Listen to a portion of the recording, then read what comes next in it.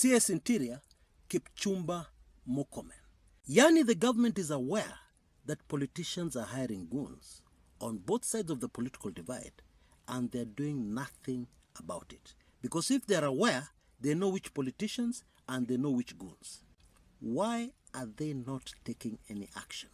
To me, that was a confession that the government does not want to take any action concerning goons, which should not surprise anybody, because we have seen something in Kenya that we have never seen before during the Ruto administration, where the police actively protect goons. And so in line with the way this government does things in a very Kenyaji way, I'm thinking that the briefing for Kipchumba Murkomen, just before he went to appear before the Senate committee, was just go there and show those people who is boss. Go and show them that we are government. What to do? Because when people lose faith in their police to protect them, what do they usually do? Anywhere in the world, they decide to protect themselves. And that is a rabbit hole, I can assure you, we do not want to go anywhere near, let alone go into it. That is a place where we don't want to go, because the results are always catastrophic.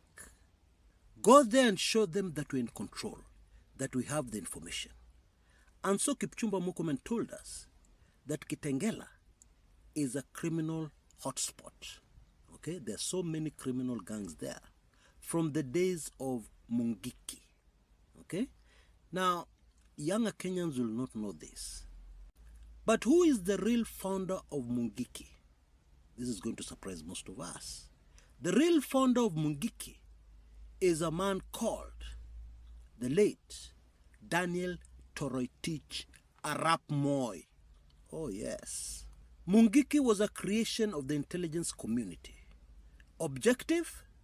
To scare away people from the idea of multi-party democracy.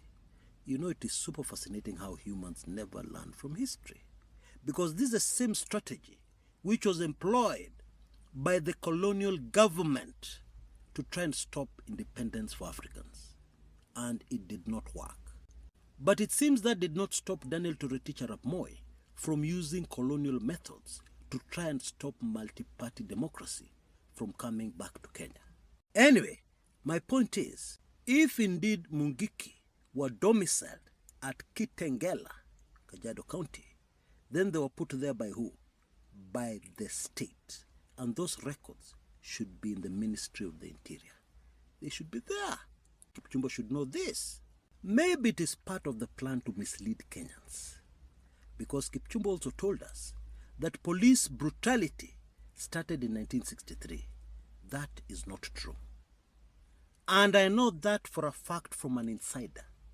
Police brutality started in the late 70s, early 80s, with people like Patrick Shaw and the Flying Squad, when criminals overwhelmed the government and they decided to take the very wrong decision of introducing extrajudicial killings and police brutality to scare away the criminals, or to scare the criminals into submission.